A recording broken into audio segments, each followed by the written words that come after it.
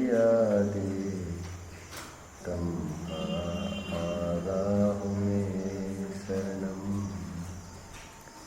सम्मत्तं सन्नानं सच्चारितं हि सत्तवं चैव चौरो चिट्ठहियादि तम आगाहु मे शरणं यस्य स्वयं स्वभावाप्तिरभावे कृत्स्नकर्मणः तस्मै संज्ञानरूपाय नमोस्तु परमात्मने।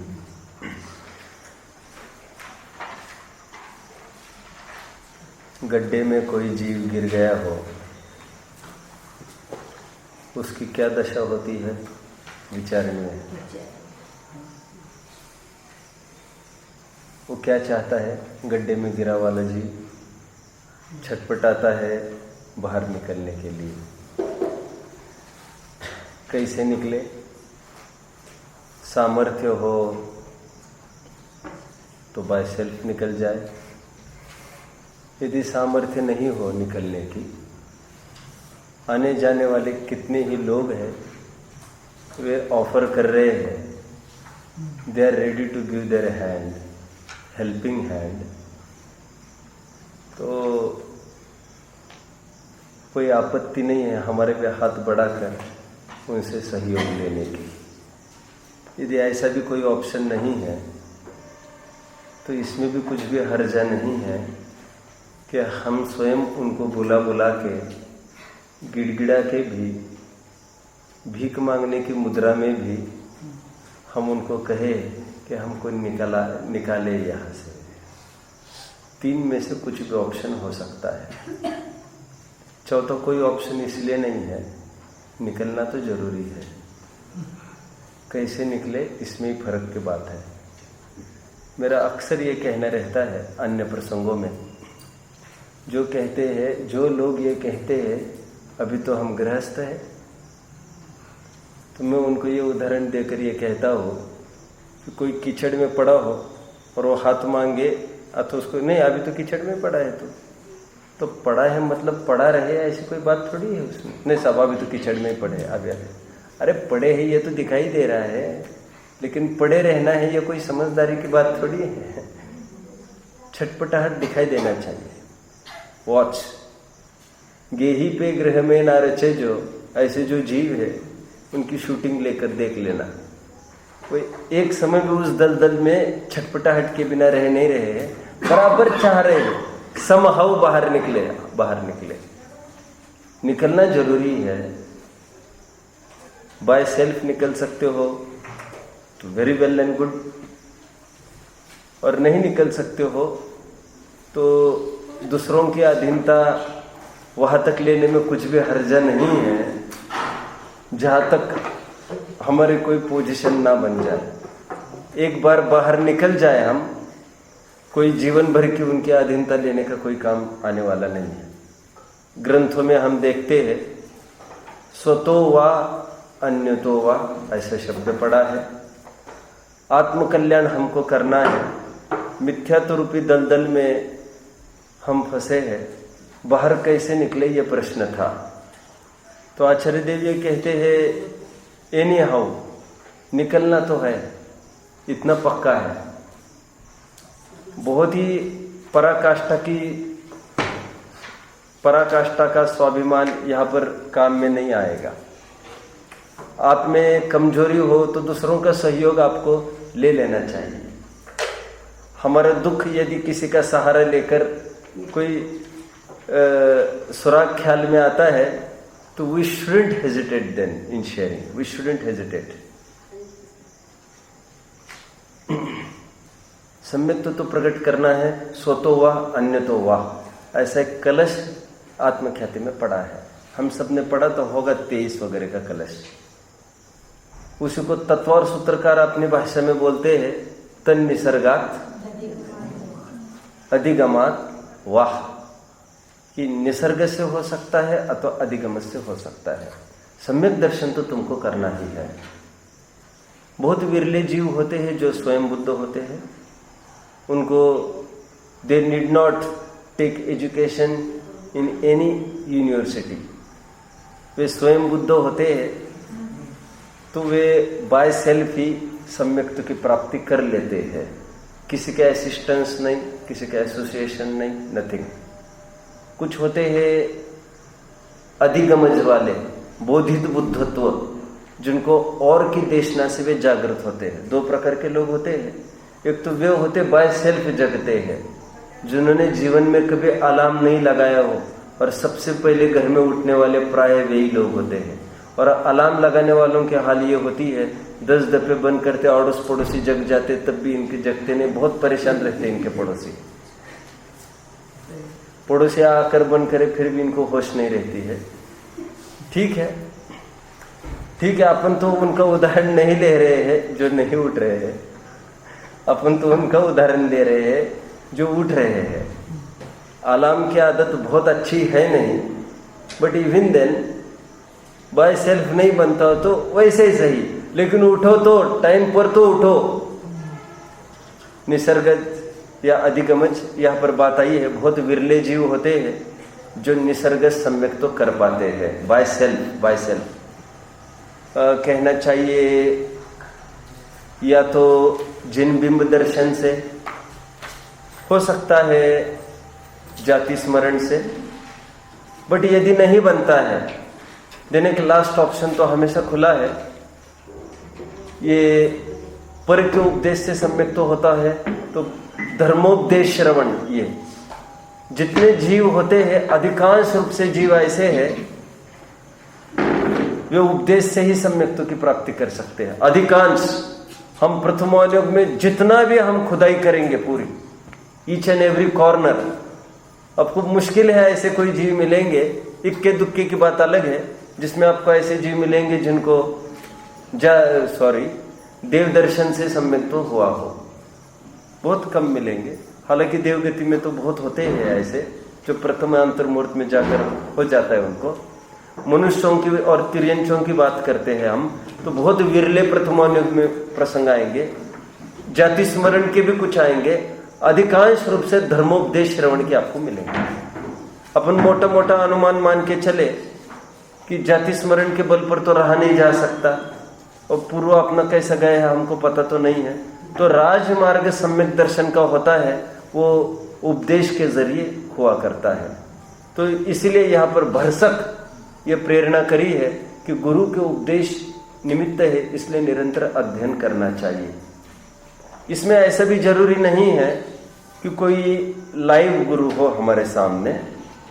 जयचंद जी छाबड़ा ने अष्टपहुड़ की वचनिका लिखते समय थोड़ा और रास्ता खोलते हुए उन्होंने यहाँ तक लिख दिया, जिन लोगों को ये भ्रांति है कि किसी का सुनने से ही होगा वे ऐसा न समझे, क्योंकि वाचना, प्रचना, अनुप्रेक्षा, अमनाय, स्वाध्याय, वाचना से हमने प्रारंभ किया है तो ग्रंथ पढ़ने से भी आपका काम निकल सकता है। और खास तौर पर चौथे काल में तो सुनने की मुख्यता है, पंचम काल में तो मुख्यता तो वाचना की ही है, अपन स्पष्ट देख रहे हैं। तो इसलिए अधिक अध्ययन करना, ऐसी सुबह बात आई थी। और टोडरमल जी की भाषा में अपना प्रयोजन सामने रखते हुए अध्ययन करना, ऐसे ही अपन मित्र संगति रखना, आपस में चर्चा वार्ता, ये लाइफस्टाइल अपना बनाए रखना। मैं तो हमेशा ये कहता हूँ कि बुढ़ापा, आज हमारी उम्र भी है कुछ थोड़ी बहुत, तो अपन किसी को पूछ सकते हैं, फटाफट फोन करके पूछ सकते हैं, कुछ नहीं अपन फटाफट अलमारी जाकर देख सकते हैं, रिफर कर सकते हैं, ये नहीं वो लाओ। एक पर्टिकुलर उम्र के बाद ये जोश भी खत्म होता है, होश भी खत्म होने को होती है, शारीरिक ताकत भी नहीं होती है, बहुरी करोगे कब। बहुत जनों का ऐसा कहना रहता है कि हम स्वाध्याय में जाते हैं लेकिन समझ में कुछ नहीं आता है। तो उनको भी मैं थोड़ा पर्सनल एक्सपीरियंस मैंने यहाँ पर भी कई दफ़े बताया होगा, बताता भी हूँ मैं, कि मेरे भी प्रारंभ के बहुत टाइम ऐसा रहा मुझे कुछ भी समझ में नहीं आता था। हम लोक में भी कोई अचीवमेंट करना है तो थरोली हम कितना बर्दाश्त करके सालों तक पेशेंस रखते हैं। हम रखते हैं कि नहीं? व्यापार में, धंधे में तो रखते ही है। नौकरी वालों को तो सालों पेशेंस रखते हैं, सालों, कि कुछ हो जाएगा, रास्ता निकल आएगा, रास्ता निकल आएगा। लोक में हम जितना पेशेंस रखते हैं इतना तो पेशेंस यहाँ पर नहीं रखने की आवश्यकता ही नहीं है। लेकिन मैं ये कह रहा हूँ, जब उससे उत्कृष्ट काम था, अब थोड़ा यहाँ पर धैर्य बनाए रखे। आपके कान पर पढ़ने में टर्मिनोलॉजिकल नए वर्ड्स है, पढ़ने में थोड़ा सा लगेगा आपको नया विषय चल रहा है, लेकिन पढ़ते पढ़ते आपको करत करत अभ्यास के जड़ मति हो तो सुजान। अब जानते हैं, रसरी आवत जाते हैं, सिल पर पड़े निशान। कालिदास कैसा आदमी था, काला अक्षर भैंस बराबर। अब जानते हैं, मैंने बताया था उनका। संस्कृत का महाकवि हुए, जिनकी ये ख्याति है कि कनिष्ठाधिष्ठित कालिदासा पुराणाम कविनाम गणना प्रसंगे। क्या लिखा? पुराने कवियों की यदि गणना चालू करे और कनिष्ठित अधिष्ठित कालिदासा, यदि कनिष्ठा पर कालिदास को हम स्थापित करें तो इसका नाम अनामिका, ये सार्थक सिद्ध होता है। नो कंपटीशन, यूनिक पर्सनालिटी, एक अलोन कालिदास की ख्याति, जो एकदम अंगूठा छाप आदमी था। बस उसको प्रेरणा हुई थी, आप सब जानते होंगे। शादी हुई थी, उसकी पत्नी के शब्दों में धोखाधड़ी से ही शादी हुई थी। समझो क्या पत्नी का नाम? विद्युत्तमा। संस्कृत की पारगामी विदुषी थी। और वो कैसे डिबेट हुआ, आपको याद है ना, कैसे डिबेट कराया गया था। उसका एक थोड़ा ईगो भी था कि मैं शादी उसी से करूंगी जो मेरे से बलवान हो संस्कृत में, और जो भी हारेगा, लेकिन आयरे गैरा मुझे चैलेंज देगा, ऐसा भी मुझे बर्दाश्त नहीं है। तो वो इस तैयारी से है, जो हारेगा उनको सीधा अंदर डालूंगी, मृत्यु दंड भी हो सकता है उनको। तो कितने ही जनों को अंदर डाल दिया था, उनका टर्न आना था, अंदर ही अंदर चर्चा चलती थी, इस लड़की ने हमारा बड़ा बेहाल कर दिया, अब क्या करे। तो इन्होंने युक्ति खोज कर एक मूर्ख को लेके आया जाए, सोचकर ये एक शाखा पर बैठकर तोड़ रहे थे उसी को जिस पर बैठे हैं, टूटने की दिशा में। इतना मूर्ख आदमी था ये कालिदास। अवड़ापन सवड़ा थशे, श्रीमद जी की भाषा में कैसा अंगूठा छाप था, आप कल्पना कर सकते हैं। लेकिन उसको मार कर गई। उसको इतना ही कहा पत्नी ने शादी के बाद, शादी तो हो गई जैसे तैसे, उनको ये कहा गया कि ये मौन है, ये साहब हमारे बहुत विशेष विद्वान है, ये बात नहीं करते हैं ज्यादा। अब बहुत अपना आउटर में ट्रेन आकर खड़ी हो गई है, लेकिन अब बता देता हूं मैं, कोई इससे ज्यादा ताल्लुक नहीं है अपने प्रकरण का। तो ये कहा कि ये बहुत विद्वान है, ये बात नहीं करते हैं, अब मौन चलेगा इनके साथ। तो मौन तो फिर विद्युत तमा ने एक दिखाया, तो उसने सामने से 2 दिखाया, एक राउंड हो गया, जीत गया वो। इसमें क्या है साहब, जीतने देगा। वो ये कह रही थी कि मैं एक, उसको लगा कालिदास को, ये बोल रही मैं एक तमाचा लगाऊंगी, मैं एक आंख फोड़ूंगी। तो इसने मन में ये सोचा कि मैं तुम्हारी 2 आंख फोड़ूंगा। लेकिन विद्वानों ने ये कहा कि आपने एक कहा एको ब्रह्म, इसका कहना है ब्रह्म ने, उसके साथ उसकी माया भी होती। जीत गए। उसकी वकालत करने के लिए बैठे ही थे वे वहां पर, ये बोलता कुछ नहीं था, और इसको समझाए भी गए, समझ लो तुम्हें बोलना कुछ नहीं है, तुम जो भी बोलोगे फिर ये सिद्ध करके दिखाएंगे। जीत गया, ऐसे ऐसे राउंड करके वो जीत गया। फिर उसको पहली रात ख्याल में आ गया, अपने पल्ले कौन पड़ा है, महामूर्ख राज पड़ा है।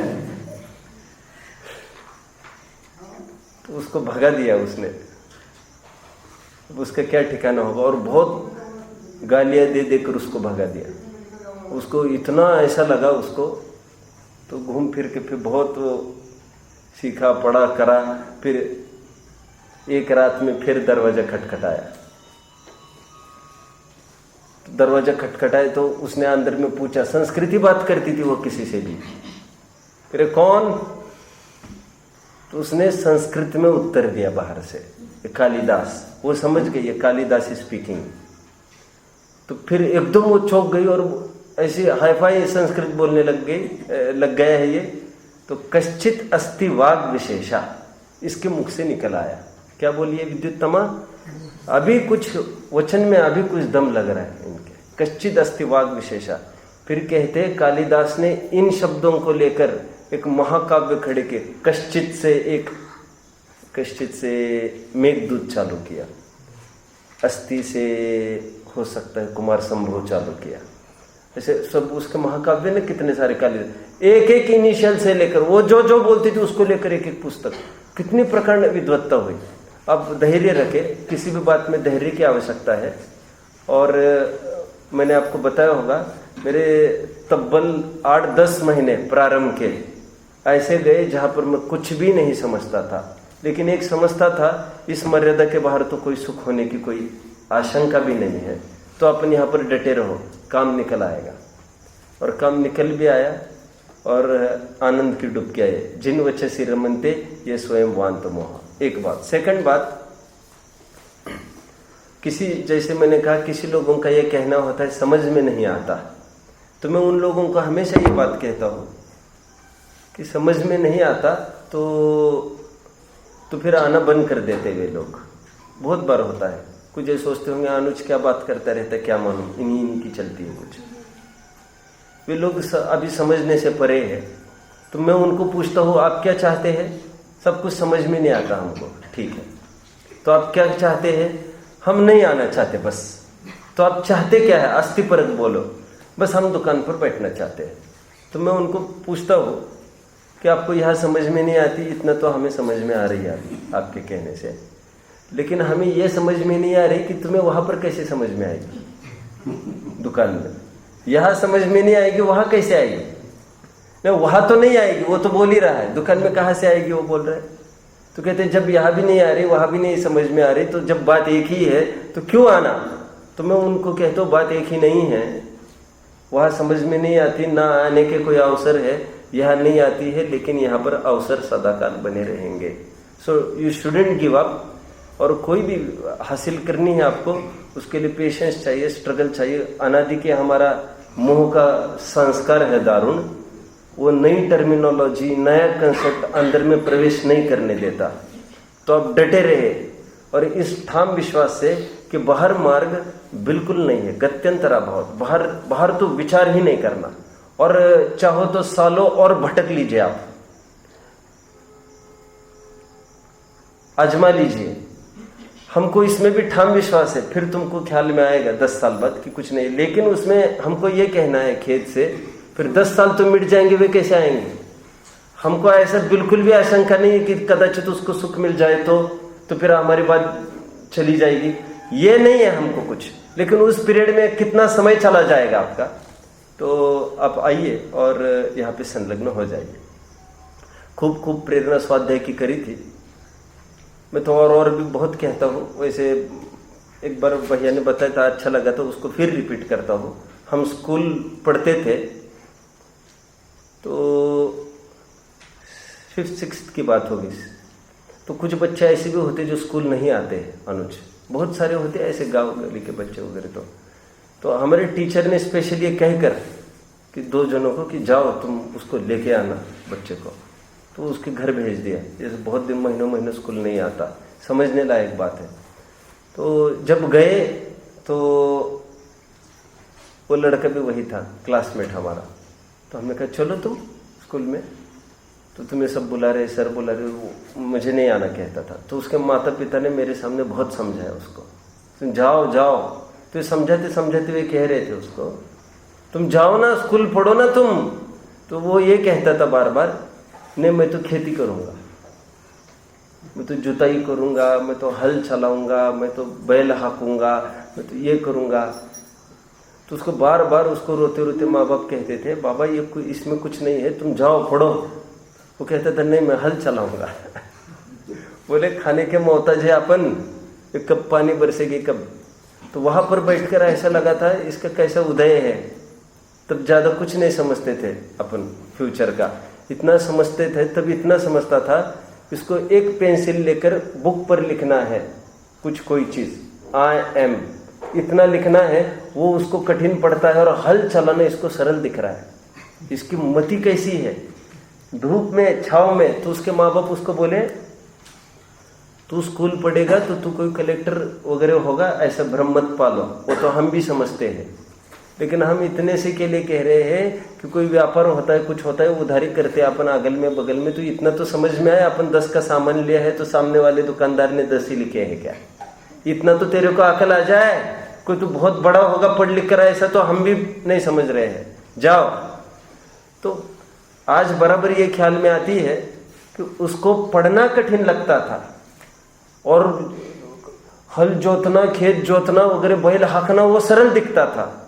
हम सबकी भी ऐसी खराब स्थिति हो गई है, हमको जितने अनुष्ठान धर्म के नाम पर बताए जाते हैं, विधान आदि 4-4 घंटा आदमी विधान करने वाला, और मजा इतना मस्ती में पसीना से लथपथ होता और बहुत मजा आया कहता है, और यहाँ पर 1 घंटा भारी हो जाता है उसको बैठना। और विद्वान के बिना घर पर पड़े इतनी डेयरिंग तो मुश्किल है।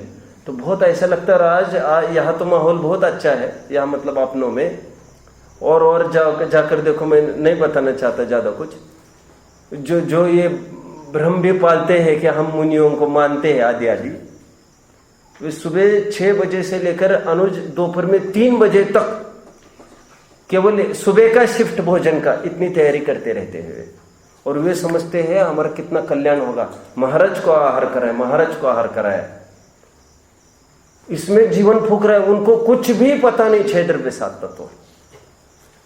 और ऐसे ऐसे लोग हैं, अब ऐसे लगे इनका कैसे निहाल होगा, उनको शुद्धि का भी कुछ पता नहीं। सुबह 6 बजे गए हैं चौके में, अभी 3 बजे बाहर निकले, पहले शिफ्ट हो गई सुबह की। मुनि तो शाम को नहीं करेंगे, लेकिन उनके अगल बगल वाले तो करेंगे। तो दिन भर पूरा चौके में बहुत खुश रहते हैं। इनको लगता है अभी हमको मोक्ष मिलेगा, क्या निर्वाण मिलेगा, क्या मिलेगा हमको। बहुत ढोल बजा बजा कर और मानो सब पाप झड़ रहे हैं उनको। वो सरल दिखता है, लेकिन इनको स्वाध्याय सरल नहीं दिखता। अपन कितनी प्रेरणा देते रह जाते हैं, इनको स्वाध्याय में बिल्कुल भी रस नहीं होता। ये बहुत खेद की बात है। और अभी कितना बताया जाए, मैं तो हमेशा बताता हूँ कि मुस्लिमों में एक अलीम ही पढ़ते हैं कोई भी ग्रंथ। बताया था मैंने आपको, याद होगा थोड़ा। आम लोग नहीं पढ़ते उसको, उनको एक रीडर जैसा पढ़ के दिखाया जाता है। एक वैदिकों में भी एक पर्टिकुलर कैटेगरी के लोग ही वेदों को छू सकते हैं, पढ़ के दिखा सकते हैं। हमारा कैसा महाभाग्य है, उनके यहाँ तो रेस्ट्रिक्शन है, privilege of some particular persons. और हमारे यहाँ तो यह है हर एक जन कर सकता है, नहीं, हर एक जन को करना चाहिए। यहाँ पर तो हर एक पंडित बन सकता है, दूसरों के हाथ में कोई मोक्ष मार्ग नहीं, हर एक को करना चाहिए यहाँ पर। तो ये राजमार्ग है, अपन स्वाध्याय से दूर मत हटो। आचार्य ने कितनी महिमा की है, मेरे शब्द कम पड़ेंगे उसको कहने में। पूजा, विधान, भक्ति, दान, जो भी कुछ आप लेना चाहो सबको एक खाते में रखते गए हैं। और स्वाध्याय को ध्यान के समकक्ष रखा है। प्रवचन सार में यहाँ तक लिख दिया, सत्यम समधिदव्वम खी यदि मोह वचयो। यदि मोह का क्षय करना चाहते हैं तो शास्त्रों का भली भांति अध्ययन करो। उपायांतर कहकर, आत्मानुभव का उपायांतर कहकर स्वाध्याय में खूब प्रेरित कराए हैं। क्योंकि हमारा एक एक चरण धर्म का वो स्वाध्याय के बिना ठीक से नहीं बढ़ सकता। एवरी फील्ड में पूजा, दान, भक्ति आदि, मंदिर बनना है, कोई गुरुकुल बनना है, हर फील्ड में स्वाध्याय यदि अग्रणी नहीं होगा तो किसी भी मिशन में सफलता नहीं आती। जहाँ पर धनपतियों का, लक्ष्मी का राज चलता है वहाँ पर, और सरस्वती का आदर नहीं चलता जहाँ पर, वहाँ पर वे ट्रस्ट ज़्यादा नहीं चला करते हैं। तो स्वाध्याय खूब करना चाहिए हमको, और नियम लेकर, रूल लेकर कि आज ये चालू किया, इतने पीरियड में अपन इसको पूरा करेंगे, ऐसा कुछ करके। और तब तक कुछ आप रस का त्याग कर सकते हो, कुछ कर सकते हैं। और ग्रंथ पढ़ने के सिस्टम में कभी भी एक पेंसिल अपने हाथ में होना, उसको क्या इंपॉर्टेंट बात आ रही है उसको नोट करने की आदत चाहिए, क्या डाउट्स है उसको नोट करें, जो नए हैं उनके लिए मुझे कहना है। और निरंतर शेयरिंग करें, किसी से पूछते रहे और आगे बढ़े। कल क्या हुआ उसको फिर से रिवाइज करें और फिर आगे बढ़े, बराबर ये होना चाहिए। आगे बढ़ते हैं। आगे का प्रकरण यह चलेगा। शंका करके एक शंका उत्पन्न हुई है।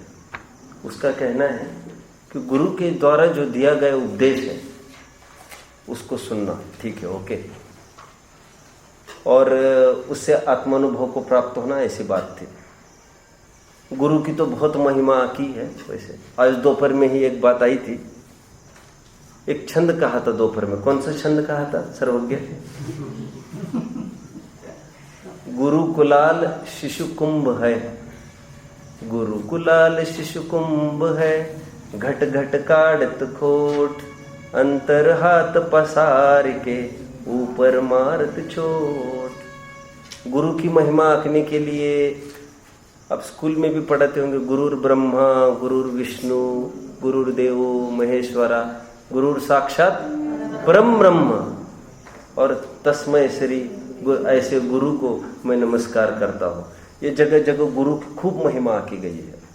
अपने यहाँ तो खैर गुरु ये टर्म है, वो एक्चुअली गुरु ये टर्म हमारा पंच परमिष्टि के गुरुओं को टर्म है। वो लोक में भले ही कहते हो अ मदर इज वर्थ, एक माँ 100 शिक्षकों के बराबर है, लेकिन अभी क्या कहे, वो तो ठीक है लोग के टीचर, लेकिन हमारे जो एक गुरु है वो कितनी माताओं के बराबर है अनुज?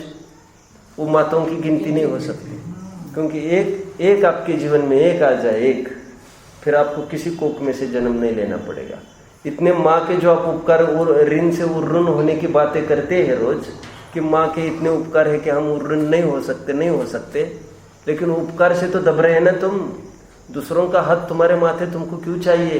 एक निर्ग्रंथ दिगंबर मुनिराज का सहयोग यदि आपके जीवन में होता, अब इस बहाने हो भी सकता है, क्योंकि गुरु अलग से कोई चमड़ी वाली वस्तु नहीं है, कोई मांस का लथड़ा नहीं है, वे तो गुणों का समुदाय है, और ग्रंथों के जरिए हम उनको दर्शन कर सकते हैं। अलग कुछ नहीं है वे, आप सब समझ रहे हैं। चेहरा इसमें दिख सकता है, चेहरा मतलब उनका रत्नत्रय दिख सकता है। तो मुझे ये कहना है, एक निर्ग्रंथ दिगंबर मुनिराज के यदि दर्शन हमको होता है तो हमको सहस्त्र क्या, लाखों क्या, करोड़ों क्या गिनती नहीं हो सकती, कितनी माताओं बराबर, क्योंकि माताएं होगी ही नहीं अभी। भव भावांतरों के परिभ्रमण से ये हमको दूर हटाएंगे, और हाड़ मांस की पुष्टि के लिए कुछ महीनों के लिए माँ का योगदान हो सकता है। सब नहीं, सबका इतना ही योगदान है, मेरी भी आपका भी उतना ही योगदान है, 7-8-10 महीने जितना भी हुआ होगा, और बाद में फिर अलग सा पालन पोषण जितना भी हुआ होगा। आज तो अपन कैपेबल हुए हैं, लेकिन वहां पर 1 आध 2 4 5 साल गए, समझ लो, हाड़ मांस का ही पोषण हुआ। लेकिन इन गुरुओं के जरिए हमारे रग रग में तत्व ज्ञान का पोषण हुआ है। और ध्यान रखना, हाड़ मांस के पोषण से आपको निराकुलता, निश्चिंता, निर्भरता, अतीन्द्रिय आनंद की कणिका का तो कोई सवाल ही नहीं है वहां पर। यहाँ पर जो आचार्यों की वाणी है वो प्राइम चीज है।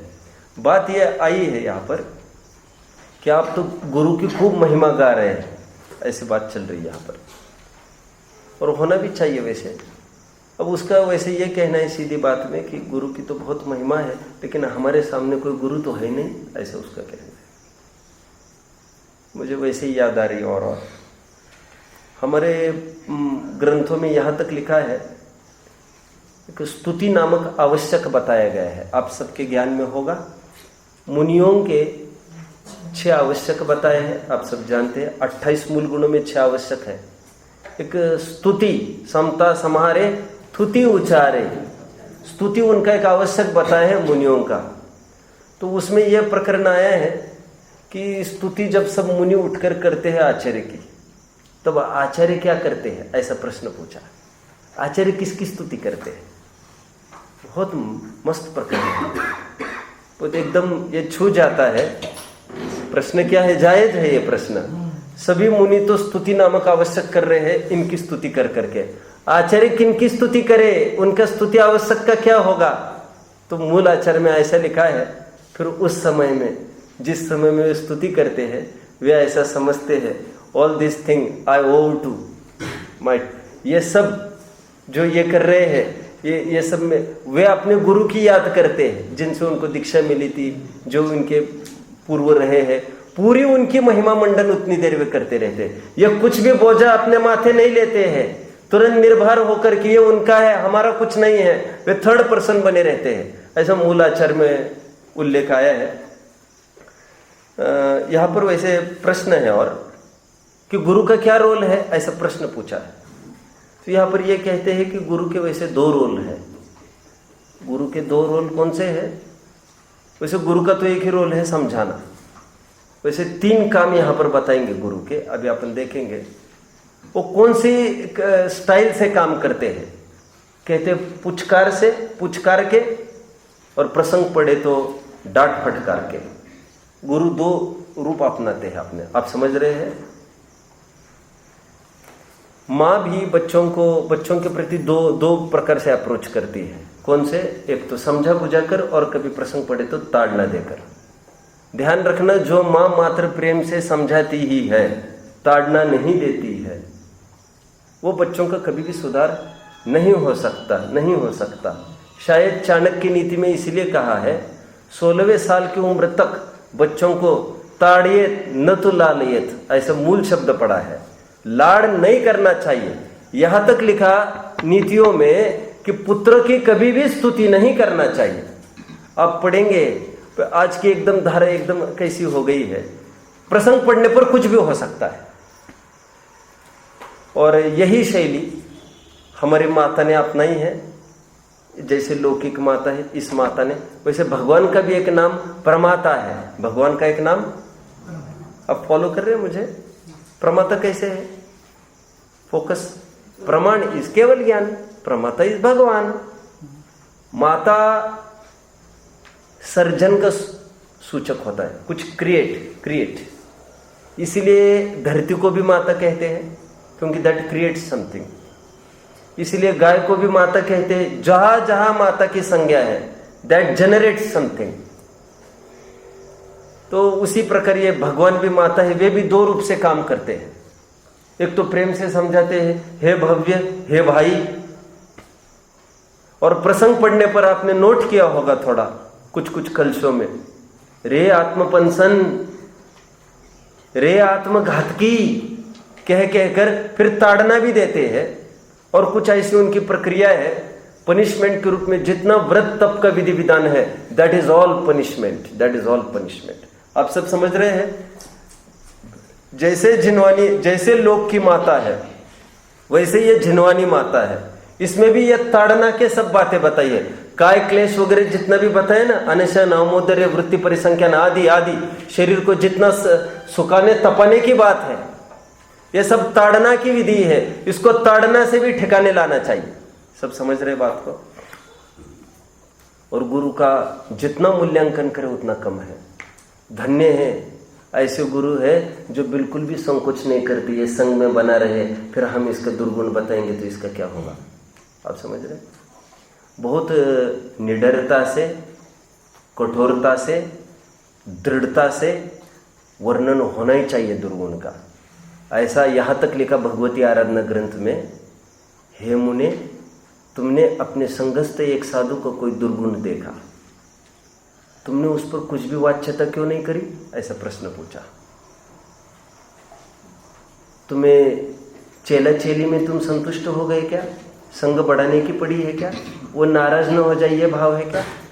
यदि तुम्हारा ऐसा सोचना होगा कि कल समझाऊंगा, कभी आपने सुना होगा मेरे मुख से, यदि ये तुम्हें भाव हो कि तो मैं कल समझाऊंगा इसको, आज रहने दो, तो कह रही इसी बीच में यदि वो आज मर गए तो you shouldn't wait for nice thing, shouldn't wait, शुभस्य शीघ्रम, अब भी बुलाओ, अब भी निपटा दो, अब भी बुलाओ, अब भी निपटा दो। और यदि तुम मरे तो, यदि वो मरे तो वो आश्रय बरकरार रहेगा और उसको कहने को हो जाएगा आचार्य के सामने गलती हुई थी, उन्होंने कोई एक्शन नहीं लिया था। और बौद्धों में कितनी बड़ी तकलीफ आज खड़ी है, मांस भक्षण भी चालू हो गए उनके। एक सामान्य बात हो गई थी और गुरु ने कोई ऑब्जेक्शन नहीं उठाया उस पर, है ना। विद्वानों के रहते हुए गलत हो और वो ऑब्जेक्शन ना उठाए, उसको न चाहते हुए उसको they take into granted then कि this is okay, this is okay, तो उस पर कड़ा रुख, उसका ऑब्जेक्शन बराबर उसको दर्ज होना चाहिए वहां पर। मैं क्यों कह रहा हूं इतना सारा? ऐसा लिखा है भगवती आराधना में, तुरंत बुलाए और तुरंत टोके।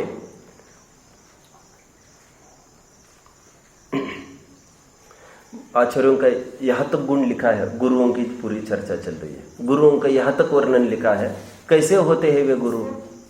ऐसा लिखा है, शिष्य सामने खड़े है तो कहते जिस प्रकार कोई गिदड़ ने कुछ खाया हो और शेर सामने बस खड़ा दिखे उसको, तो गिदड़ फटाफट उगल देता है। कितना भय, कितना टेरर है उसका। आचार्यों का इतना टेरर लिखा है कि आचार्यों को देखकर बड़ा जितनी अपनी अपनी कमियां हैं सब कहने लगता है, और जो नहीं कही है वो आचार्य बची हुई कह देते हैं फिर उसको, तुमने ये नहीं कहा। और कैसी कैसी ताड़ना देते हैं संघों में, बाबा रे, उसमें 1 घंटा लग सकता है कहने में, इतनी ताड़ना देते हैं आपको लगेगा ये निर्ग्रंथ दिगंबर मुनिराज है। अरे संघ का संचालन ऐसा ही होता है, ऐसा होता है, इनडायरेक्टली कुछ कह दिया, हमको ऐसा नहीं करना चाहिए। कोई गलती एक मुनि कर रहे ख्याल में आ गए, इनडायरेक्टली पहले दिन बोल दिया,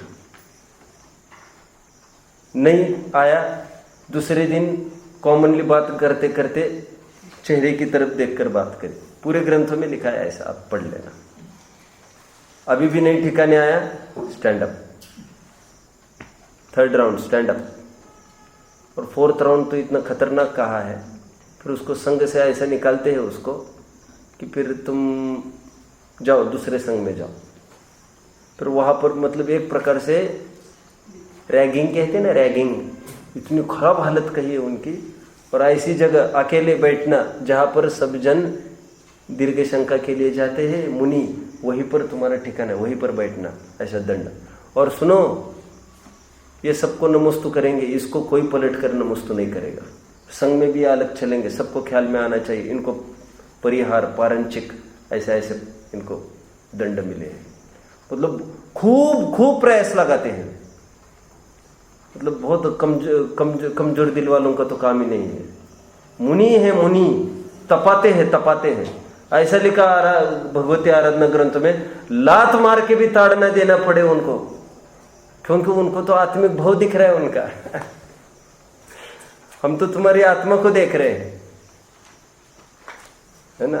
वो चारित्रवंतों को चारित्र का उपदेश देने सर्वोत्कृष्ट उपकार है। इसलिए गुरुओं की इतनी महिमा आती है। मुझे फिर याद आ रही है, आज 2 छंदों का वैसे टारगेट है मेरा। हमारे जोसेफ सर की बहुत याद आ रही मुझे इस प्रसंग में, मैं बोल दूं। बहुत पिटाई करते थे हमारी, बहुत, आप कल्पना नहीं कर सकते, इतना सिंसियर पर्सन अपने अपने प्रोफेशन से। हर संडेज हमारे एंगेज होते थे, 7-7 घंटे engage her Sundays, no fees nothing. जैसे इनको रूल बनाए ना अभी, एक जन भी ट्यूशंस नहीं जा सकेगा, ऐसा हमको भी रूल था तब। हम होते हुए तुमको ट्यूशन क्यों जाना पड़ा, तो फिर हम ट्यूशन लेंगे, ऐसा नहीं। और मुझे अभी कहाँ तक कहे, वो छिप कर खड़े रहते थे, रोज स्थान बदल के। बच्चे कहीं जाते दिख रहे क्या ट्यूशन को, दूसरे दिन फिर रिमांड पर। हम होते हुए ट्यूशन को नॉट पे, 2-2, 3-3 घंटा खूब। जब इनडिसिप्लिन पाई जाती थी, खासतौर पर शील की मर्यादा में बहुत दक्ष थे वे। अभी भी प्रिंसिपल हुए तो वे कह रहे थे, उनकी भी मिसेस टीचर है, आप कल्पना नहीं कर सकते। 8 साल प्रिंसिपल हो गए उस स्कूल का, लेकिन आज तक अकेले में एक भी बार उसकी पत्नी ऑफिस में नहीं आई वहां पर। और एक भी संडेज ऐसा नहीं हुआ कि वो स्कूल में नहीं जाते, एब्सेंटी तो एक भी नहीं। Very punctual person. तो मुझे उनकी कुछ बात कहनी है। वो ये कहते थे, खूब पिटाई करते थे कोई गलती होती थी तो, स्ट्रिक्ट थे, और पढ़ाने में भी तो बहुत ही सिंसियर। तो ये कहते थे कभी कभी, आपको गुस्सा आता होगा मैं मारता हूं तो, फिर वो आगे कहते थे, मैं इसकी कभी परवाह नहीं करता, आप मेरे बारे में आज क्या सोचते हो, मैं ज्यादा उस दिन की चिंता करता हूं, आप आगे चलकर मेरे बारे में क्या सोचोगे। कितना पेशेंस चाहिए, कितना पेशेंस। और मैं अभी जिनवानी है सामने, हमने स्कूल लाइफ थोड़ा पूरा हुआ, कॉलेज में भी चले गए, तो वास्तव में हम फुट कर रोते थे। वो तब निकल गए थे वहां से, इतनी याद आती थी। और आज भी बहुत याद आती है। और तब वो एक ही बात कहते थे, मैं कभी इसकी चिंता नहीं करता कि लोग आज मेरे बारे में क्या सोचते हैं बच्चे, मैं उसकी चिंता करता हूँ आगे चल कर ये क्या कहेंगे, मेरे ऊपर ब्लेम नहीं चाहिए। आप तो अज्ञानता में मुझे दोषारोपण कर सकते, मैं तो ज्ञानी हूँ, और उतना बर्दाश्त करने की ताकत हमारी चाहिए, उसी को ज्ञान कहते हैं। इसलिए मैं दोपहर में कह रहा था, बहुत कमाली का पेशेंस चाहिए, क्योंकि हम कोई अच्छी बात करे कितना माथे पर फुटता है अपने, बहुत एकदम आनंद में रहना चाहिए हमको, हम अपने टस से मस नहीं होना चाहिए। प्रिंसिपल इज प्रिंसिपल, वो कोई क्वांटिटी को नहीं गिनता है, कितने जन सहमत में है, इससे हमारी बात सच्ची की झूठी, ये माइट इज राइट का कंसेप्ट यहाँ पर नहीं चलता बिल्कुल। सभी जगत भी एक तरफ हो जाए तब भी है तो ऐसा ही, हम क्या कर सकते हैं। एक बहुत बड़ा वैज्ञानिक हुआ, मैं नाम भूल रहा हूँ, वैज्ञानिकों में एक डिबेट हुआ कि पृथ्वी घूमती है कि सूरज घूमता है, अपने जैनियों की बात नहीं है। तो बहुत प्रेशर करके वैज्ञानिक पर बोला, तुमको ये लिखना पड़ेगा ऐसा कि पृथ्वी घूमती है। गैलीलियो का है शायद, लिखना पड़ेगा। तो उन्होंने बहुत सबके प्रेशर में उठाया पेन, पृथ्वी घूमती है ऐसे लिखना पड़ेगा आपको। नहीं, वे क्या मानते हैं वैसे, सूर्य नहीं, हाँ, तुमको लिखना पड़ेगा सूर्य घूमता है, सॉरी पृथ्वी घूमती है, पृथ्वी घूमती है। तो वो गैलीलियो लिखने लगे, ठीक है आप कहते हो, ठीक है लिखने लग कर बोला, लेकिन मेरे लिखने से क्या होगा, क्या घूमने लग जाएगा, ऐसा थोड़ी है। ऐसे फिर से बोल दिया उसने,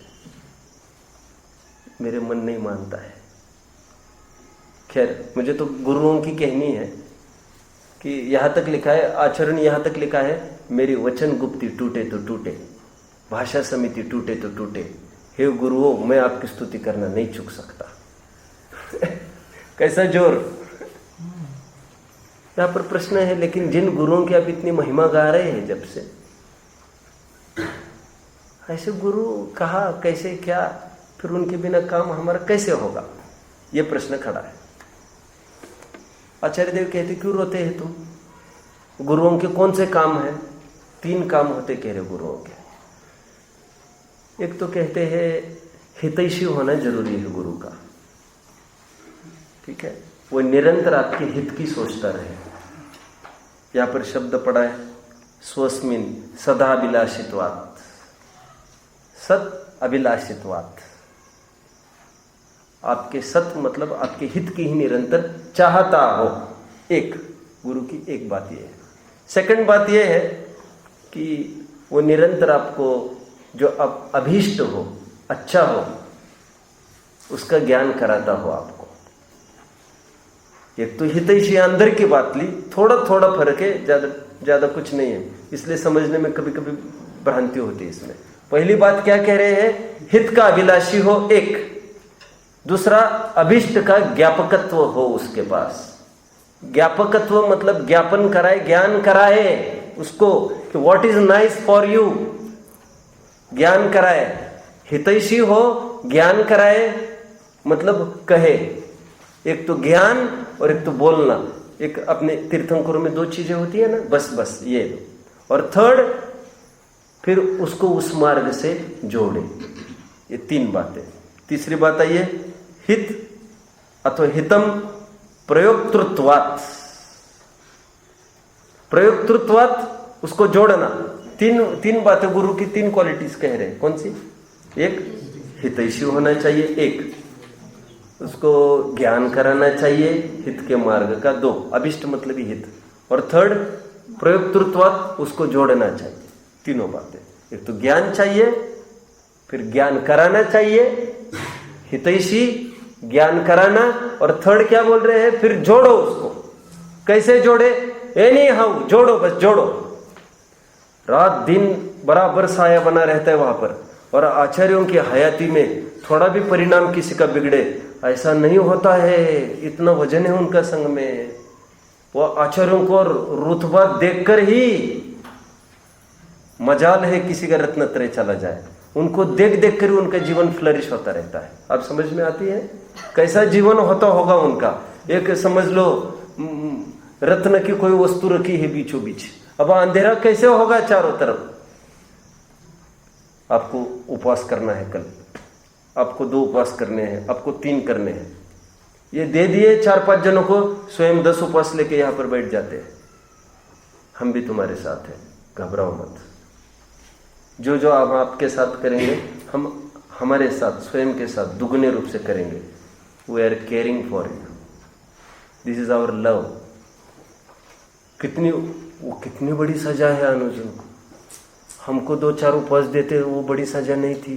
तुमने किया, तुमने भी किया, तुमने भी किया। This is the way to win others. दूसरों को जीतने की ऐसी पद्धति हुआ करती है।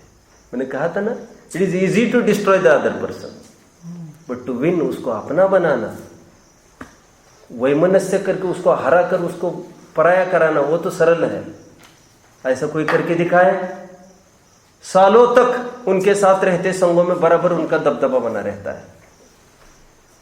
अब जो 3 गुण कह रहे गुरुओं के, ये तो समझे। गुरु कहाँ मिलेंगे? कहते हैं ये 3 गुण थोड़ा विचार करो, क्या ये अपने आत्मा में नहीं मिलते? तो इस न्याय से बोलो, इस न्याय से अच्छा कोई यही इजी है अभी। क्या ये गुण सब आत्मा में नहीं पाए जाते? इस न्याय से अपनी आत्मा ही अपना गुरु है। बस ये होगा। चलो अभी उसकी थोड़ी थीम को और पकड़ते है थोड़ा टाइम। देखो, आगरा में एक स्पीच हुआ, एक बहुत बड़े, एक सब मान के चलो कोई कानूनन बहुत बड़ा एक अधिकारी कोई होगा, मान के चलो कमिश्नर वगैरह कोई होगा। उसने एक स्पीच में ये बोला पंचकल्याणक में कि जैन भाइयों, वैसे ज्ञानी झेल सिंह के बीच में बता दूं मैं आपको, उनका जो कोटेशन था श्रवण बेलगोला का, ज्ञानी झेल सिंह एक हुए ना प्रेसिडेंट हुए, उनका ये कहना था यदि जैनिज्म यदि इंडिया में फॉलो हो, सर्वव्यापक हो, एक भी पुलिस थाने की आवश्यकता नहीं पड़ेगी। कितना व्यापक है ये। और सभी ने सपोर्ट किया जैनिज्म को। तो अब उनने ये थीम कही वहां पर सबके सामने, जैनिज्म का कितना अच्छा कंसेप्ट है। ये सर्वज्ञत्व मानता है, या ऐसा मानता है त्रिकालदर्शी, ओमनिसेंट क्या कहते हैं उसको, त्रिकालदर्शी, त्रिकाल 3 काल को जानने वाला, ऐसे कोई तत्व वो मानता है। कह रहे यदि हरेक जन इसको स्वीकार करने लग जाए तो जो ओवरहेड्स हमको रखने पड़ रहे हैं आजकल, सुपरवाइजर, इतना पैसा खर्चा में, जगह जगह चौराहे पर भी किसी को खड़ा करना पड़ रहा है हमको कि भैया, इतनी ईमानदारी यदि होने लग जाएगी, सबको ज्ञान में आएगा, भगवान देख रहा है, तो आपके ऊपर क्यों किसी अधिकारी को बिठाना पड़ेगा हमको? कितना पैसा बचेगा? ये सर्वज्ञ तो कितनी महान चीज है। मैं मेरी भाषा में बोलूं कि if you just accept at least once कि there is a boss sitting overhead पर, then we need not keep the other bosses then, और फिर we need not fear also then. और रखे भी तो कौन डरेगा फिर उनसे? और डरना भी नहीं चाहिए, क्योंकि जिसके दिल में वो बॉस है तो फिर वो तो ईमानदारी से करेगा ही। लेकिन यहाँ पर कोई नई बात कह रहे, थोड़ा विचार करो। यहाँ पर कह रहे हैं कि why bother about the boss in the cabin. बहुत अच्छी बात कह रहे हैं। You should bother more about the boss who is, बोलो, within. Why are you bothering about the boss who is sitting in the cabin? You should rather bother more about the boss who is sitting within. वो तो उस boss की बात कर रहा है। मैं तो ये कह रहा हूँ थोड़ी धारा चेंज करके, आत्मा नैवार आत्मा गुरु की बात चल रही ना, आत्मा ही आत्मा को गुरु है। तो तुम थोड़ी ये विचार करो ना भाई, वो देखे नहीं तो नहीं देखे, लेकिन अपने तो ज्ञान दृष्टिगोचर हो ही रही ना सब। और हर सेक्टर्स में हमको कोई समझाने वाला नहीं मिलेगा। यहाँ पर बार बार प्रेरणा ये दी जा रही है, आत्मा ही आत्मा का गुरु है। हम क्यों ताड़ना करेंगे तुम्हें बार बार? और चोरी छुपे तुम क्या क्या करोगे हमको कैसे पता चलेगा? तो कितनी छिपाओगे हमसे? तो तुम स्वयं से ईमानदार रहना, बस हमारे लिए कुछ नहीं करना। देखो किसी को नींद आए, मैं कहूँ अरे अब उठ जाओ, कितना अच्छा ऐसा होता। मैंने खनिया धाना में ऑब्जर्व किया ऐसा। तो बहुत। मैंने कहा होगा कभी 80-80 साल के, पर्टिकुलर 2-4 जन तो ऐसे थे 80-80 साल के, कभी कभार यदि नींद आ जाए फटक उठकर कोने में जाकर खड़े हो जाते थे। 10 मिनट 20 मिनट कहना पड़ता था बैठो, यू गो ऑन, अब हमारी चिंता मत करो, हमारा हमें काम करने दो। तुम्हें स्वयं ही उठना चाहिए था ना। ये सब आप हमारा ध्यान, कौन किस पर ध्यान रखेगा? हमें हमारे ऊपर भी तो ध्यान रखना है। गुरु के अभाव में तुम स्वयं ही गुरु हो। रात दिन के कौन गुरु लगे? गुरु कोई तुम्हारे नौकर है क्या? उनको अपनी साधना करनी है, तुम अपने गुरु बनो। मैंने अभी भी कहा था, लाल बहादुर शास्त्री बहुत छोटी उम्र के थे, सभी बच्चे आम तोड़ने गए, यही पकड़े गए तो ये बहुत रोने लग गए और बोले मुझे पता है आप क्यों पकड़ रहे हैं मुझे पापा नहीं है ना, इसलिए आप मुझे ही पकड़ रहे हैं। उनको तो लड़ने के लिए कोई है। तो उसको समझाया, बेटा जिसके माथे कोई नहीं रहता उसको विशेष जिम्मेदारी रहना चाहिए। मैं क्यों कह रहा हूँ, आज गुरु नहीं है, हमारी विशेष जिम्मेदारी हो गई है। अभी हमको कोई रोकने टोकने वाला नहीं है, पागलपन से यहाँ वह बहुमत। आज गुरु होते तो समझाते हमको, तो उनका वजन भी पड़ता। ऐसा लिखा है आत्मानुशासन में, तो कैसा काल आ गया है, गुरु का अभाव है, और पंचम काल में तो कठोर नीति और दंड से ही कार्यवाही हुआ करती है, साम और दाम से नहीं हुआ करती है। पढ़ना। लेकिन हाय हाय, दंड देवे भी तो कौन देवे, कोई न्यायवान राजा भी तो नहीं है। ऐसा लिखा उसमें। दंड से काम होता नहीं पंचम काल में, ताड़नाओं से ही काम होता है, कठोर नीति से ही। समझाने से कोई नहीं समझता, यह ऐसा काल है। स्वयं ही स्वयं का गुरु है। अपना ध्यान रखो, अपना मन न भटके, इसकी जिम्मेदारी अपनी है। अपन स्वयं से ही प्रायश्चित लो। स्वयं पराश्रित गुरु का होना बहुत परावलंबन हो जाएगा। फिर ये प्रेरणा कर रहे हैं। सुशीला उपन्यास गोपाल दास जी ने लिखा है, आप सब जानते होंगे। गोपाल दास जी बरैया ने एक सुशीला उपन्यास लिखा है, उसका नायक है सुशील। ऐसा ही है ना, पढ़ा है किसी ने? बहुत अच्छा सीन है, बहुत अच्छा सीन है, बहुत प्रेरक है। कुछ ऐसा हो गया है, एकदम कमरे में एक लड़की घुस आई, भोग की वांछा हो गई, ये मुझे भोगे। सेठ सुदर्शन का केस है ये, सेम। तो उसने मना कर दी, जिस भी भाषा में कुछ हुआ होगा,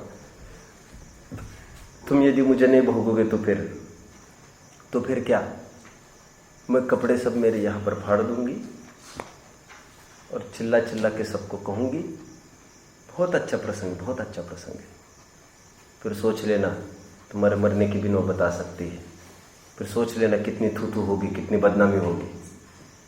वो सुशील एक बात कहता है जो विचारणीय है। कहता है कि मैं तुम्हारे साथ यदि भोग करूंगा तो मेरी बदनामी तो नहीं होगी, ये मैं समझ रहा हूँ, वरना मेरा मरण होगा। लेकिन मुझे मरना पसंद है। मैं तो ये सोचता हूँ कि मैं अभी ऐसा करूँगा भी तो मैं कैसे जी पाऊँगा। मेरा आत्मा का जीना ही परमार्थ जीना है, उसका मरना ही परमार्थ मरना है। समाज की दृष्टि में जन्म मरण मेरे लिए कोई मायने नहीं रखता। समाज की दृष्टि में भले मैं स्वाभिमान से रहूं, लेकिन मेरी आत्मा तो घुटती रहेगी ना, मैं तो अंदर में मर जाऊंगा ना। और मैं हमेशा एक बात कहता रहा हूं, आदमी सबसे पहले यदि नजर से गिरता है, बोलो, तो सबसे पहले अपनी स्वयं की नजर से गिरता है। क्योंकि जो भी पाप काम करता है वो देखो आंखों में आंखें डाल के बात नहीं कर सकता। हमने थोड़ी मना किया है उसको, क्योंकि वो स्वयं समझता है, वो स्वयं समझता है। आत्मा आत्मा का गुरु है, हम स्वयं को गिरने ना देवे। देखो हम कोई अच्छा काम करते हैं, किसी को बचाया हमने, किसी को हेल्प करी, तो हम वो दिन बहुत अच्छा महसूस करते हैं। हमारी किसने पीठ थपथपाई, ये मेरा प्रश्न है। कोई एक ऐसी एक अदृश्य ताकत है जो आकर हमारी पीठ थपथपाती है। हमने कोई खराब काम किया, खराब भाव आया, आज इसकी चीज उठा ले, आकर खत्म हो गया। लेकिन हमको निरंतर आगे पीछे कितनी ग्लानि होती है स्वयं के प्रति। वो कौन है अदृश्य वस्तु जो हमको निरंतर कोसती रहती है, ताड़ना देती रहती है? वो कौन है? वो अपना आत्मा को गुरु है। उसको साथ में लेकर एक एक काम करो, उसका विश्वासघात मत करो। अपनी आत्मा अपनी नजर में नहीं गिरना चाहिए। दूसरों की नजर से गिरना हमको वैल्यूएबल लगता है, लेकिन हमारी नजर से बरकरार रहना।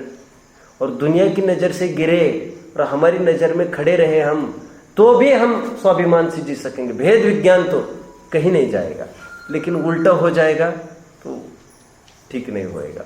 यहाँ पर कहा जा रहा है आत्मैव आत्मा एव गुरुः आत्मनः, आत्मा ही आत्मा का गुरु है। क्यों?